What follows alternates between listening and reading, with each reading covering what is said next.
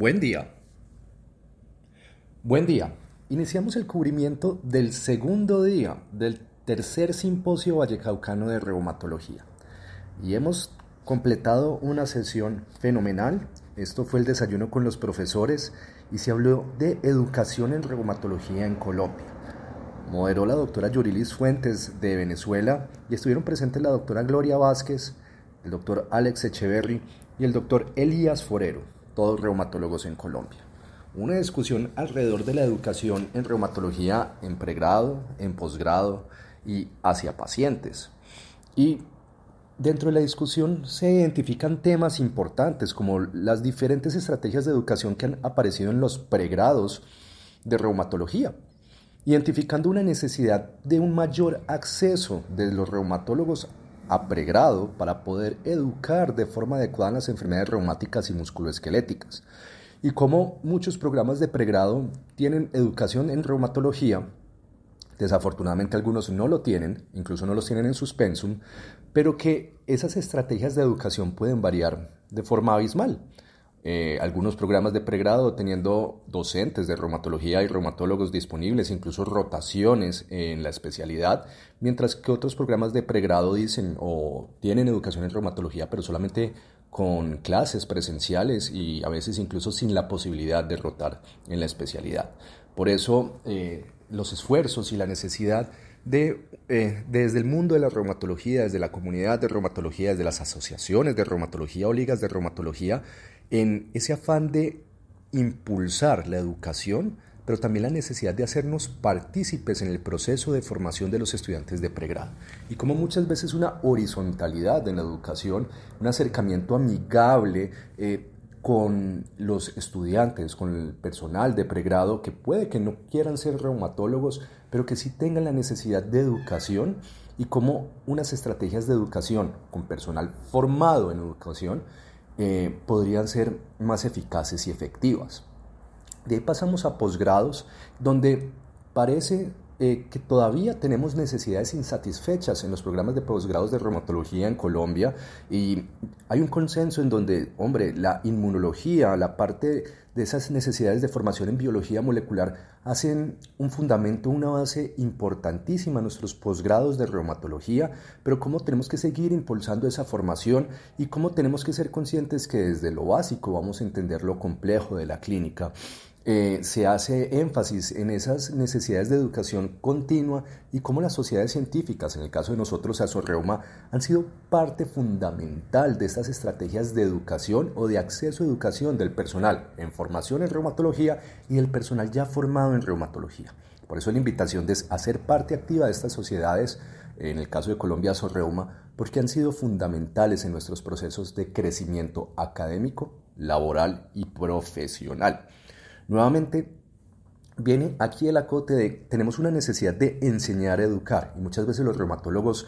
somos docentes, nos convertimos en docentes, pero tenemos una gran necesidad, y como se hizo una encuesta dentro del panel, de que hasta el 50% no hemos tenido una formación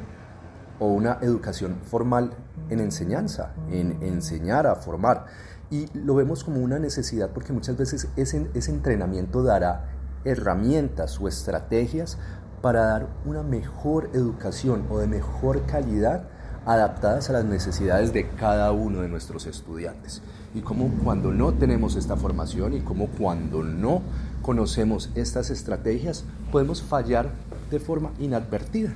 Entonces es la invitación a que como reumatólogos nos formemos en educación para poder adaptar nuestras estrategias de enseñanza a las necesidades individuales de cada estudiante o personal en formación, sea en pregrado o posgrado, pero nunca perdiendo el norte de esa necesidad de disciplina y esa necesidad de enseñar.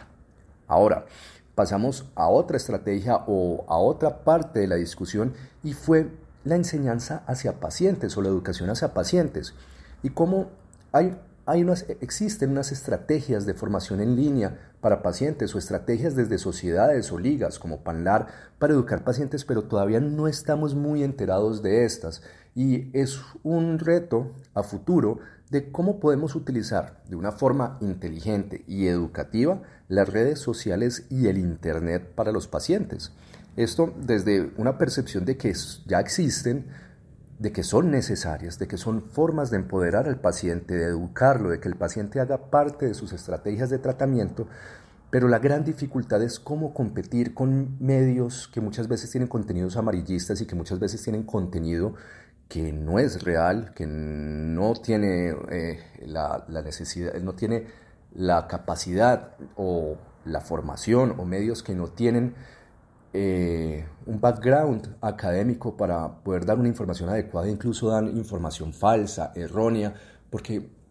es difícil a veces captar pacientes y captar la atención y competir con estos portales que muchas veces dan información falsa. Aquí hay una gran necesidad en que los reumatólogos seamos parte de la generación de conocimiento e información, pero cómo adaptar ese conocimiento, esa información, para que sea agradable y para que capture la atención de las personas que están buscando educación en línea, es algo que no hemos resuelto y que muchas veces lo vemos desde lo lejano, que lo vemos desde una apatía, porque no tenemos tiempo, porque no es lo que nos llena, porque no hace parte de nuestro día a día en la práctica clínica, pero que tenemos que ser partes activas de esa generación de conocimiento e información en línea para poder competir con fuentes de información no confiables y así que nuestros pacientes se eduquen con la mejor información disponible para obtener los mejores resultados de tratamiento. Y una discusión alrededor de habilidades blandas que muchas veces no están en los pensum de formación, pero que se hacen necesario y que debemos aprenderlos y aprender a enseñarlos, como empatía, educación hacia el paciente, como estrategias de empoderamiento de paciente y esa capacidad y aprender esa capacidad de decantar la información para que con un esfuerzo de comunidad, no solamente desde el reumatólogo, sino desde el personal de salud que acompaña los procesos de tratamiento en el paciente, logremos educar, como dijeron, con amor y así obtengamos los mejores resultados. Y no es solamente educar al paciente, también educar al grupo de salud, al personal que va a estar en contacto con el paciente, que no siempre es el reumatólogo. El reumatólogo tiene un espacio en la parte de tratamiento, pero muchas veces los pacientes van a estar en contacto con otros personales del grupo de salud, médico y no médico, que también requerirán formación para poder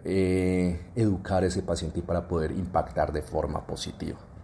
Esto es un resumen pequeño de una gran conferencia y espero hayan disfrutado el cubrimiento que hemos hecho hasta ahora del tercer simposio vallecaucano de reumatología y espero que nos continúen acompañando durante el cubrimiento que haremos el día de hoy. Por último, les recuerdo, ReumaTimes estará disponible del 2 al 5 de junio, donde estaremos haciendo el cubrimiento del Congreso Europeo de Reumatología. Pueden ingresar a www.reumatimes.com e inscribirse completamente gratis si son personal de salud. Hasta pronto.